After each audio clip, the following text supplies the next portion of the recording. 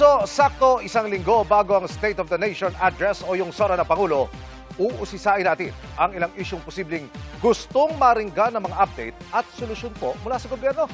Unahin natin ang isa sa mga pinalakpakang inungkat ng Pangulo sa kanyang sona noong 2025 pero buong taong inaabangan kung may mapapanagot. Ang tugon sa flood control scam ang part 1 ng ating pre-SONA special series at tinutukan ni Jonathan Andal. Sa 2025 State of the Nation Address, nagsimula ang lahat. Mahiya naman kayo sa inyong kapwa Pilipino. Inungkat ang mga palpak at gawa-gawang proyekto. I'm getting very angry. Economic sabotage. They will not be spared. Naggalit ang taong bayan.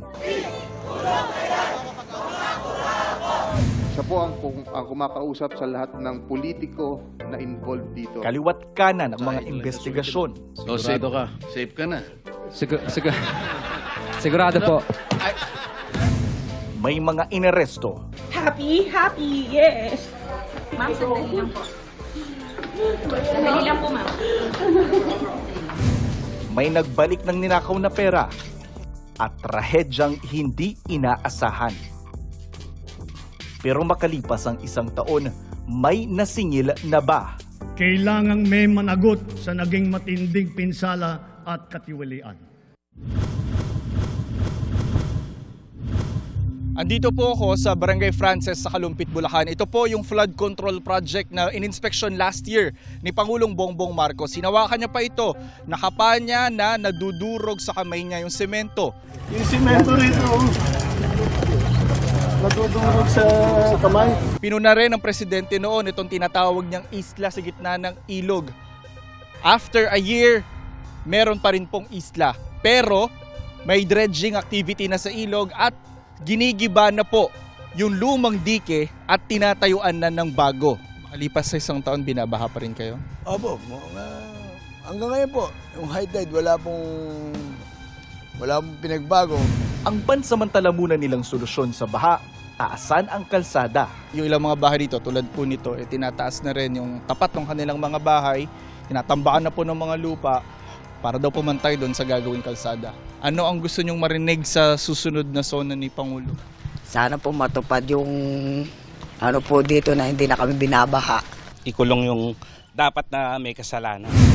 Matapos ang SONA 2025, binuksan ang sumbong sa Pangulo website, listahan ng mga flood control projects para masuri mismo ng publiko. Pero mali-mali naman pala ang ilang coordinates na binigay ng DPWH sa Malacanang. Nag-resign si dating DPWH Secretary Manny Bonoan, ipinalit sa Secretary Vince Dizon. Setyembre, binuo ang ICI o Independent Commission for Infrastructure. Pero matapos ang kalahating taong pag-iimbestiga, binuwag ang komisyon dahil tapos na ang trabaho at nakapagrekomenda na ng mga reklamo. We have done our part, and I think the Ombudsman can do things even better than us.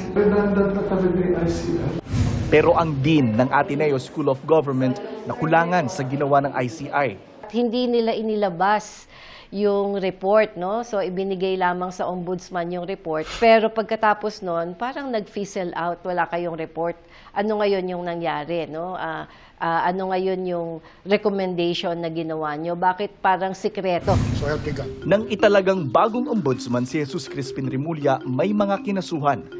Sa 44 na ipinaaresto, 30 ang nahuli o di kaya'y sumuko na. Kabilang si dating Senador Bong Revilla at Senador Jinggoy Estrada, dating DPWH Secretary Manuel Bonoan at 30 mga empleyado ng DPWH at kontratista kabilang ang mag-asawang Diskaya. Parang kami po ang nanakawan. 4 sa mga nasangkot ang ginawang state witness ng gobyerno.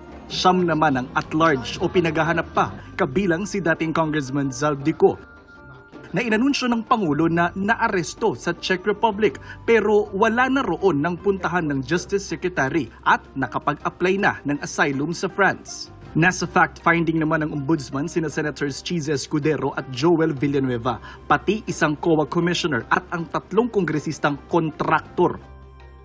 Papunta naman sa preliminary investigation ang 2 pang kongresista. Sa mga punang mga kalaban lang ng administrasyon ng nakasuhan, Siguro may mga tao lang na naiinip dahil siguro meron silang mga tao pang gustong makitang makulong. Pero maingat dapat ang paggawa ng kaso. Kaya nga may tatawag tayong due process. Kung iisipin nga natin ang unang nakulong ay kaibigan niya, kaalyado niya, si Senator Bong Revilla. Malinaw sa akin na siya mismo ang nag-utos kila at paano ang pag-akusa ni Ko sa isang video kina Pangulong Bongbong Marcos at dating House Speaker Martin Romualdez na umano'y pasimuno ng katiwalian. ang nag-deliver papunta sa bahay nila Pangulong Bongbong Marcos, Speaker Martin Romualdez, mag-insert or magpasok ng 100 billion worth of projects sa BICAM.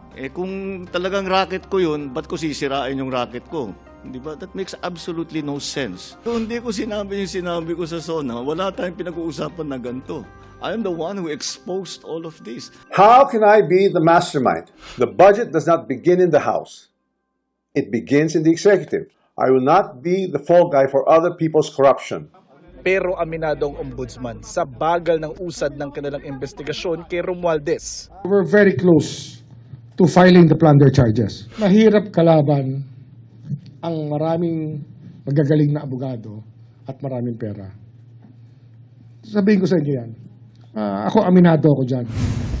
Sa tala ng GMA News Research, umabot lang sa mahigit 726 million pesos ang naibalik na halaga ng pera o ari-arian sa gobyerno. Halos 25 billion pesos naman ang halaga ng frozen assets as of January 2026. Mabagal po ba ang hustisya sa flood control scandal? Ano po mabibigay niyong marka sa pagtugon ng gobyerno sa flood control issue? 6.5 dahil may mga progreso naman, no? May mga nangyari naman, may mga nakasuhan, pero parang mabagal pa rin yung progreso. Meron pang mga ibang mga pangalan na hanggang ngayon hindi pa rin nagpo-progreso yung kaso sa kanila. Kahit nasabihin mo sa akin, bilisan mo yan. Pag hindi kompleto yan, hindi ko ha-file yan. Hindi pwedeng pa-file mo, weaponize mo. Dapat dyan, pag final mo, kaya mo nang panindigan. Malungkot sabihin, pero ano yan maliit pa lang ang nailalagay natin sa hustisya. Wala pang 1 taon, ilan na yung napakulong? Ilan na yung may warrant of arrest? Magkano na ang sole na pera na ibalik? Almost 1 billion na. Kung ikukumpara natin sa nakaraan na administrasyon, walang ganitong klaseng pag-iimbestiga. Walang nakulong tungkol sa ghost projects. Pero makalipas ang 1 taon, may nahiya na nga ba? Napilitang mahiya kasi na-detain na sila. Pero yung iba ay hindi pa rin nahihiyain. Pero yung mga yung mga nakakalusot pa, no, dahil hindi pa maayos yung sistema natin. Marahil hindi na lang hiya ang kailangan ng galit ng taong bayan, kundi hustisya at pananagutan. Ako po si Jonathan Andal, nakatutok 24 oras.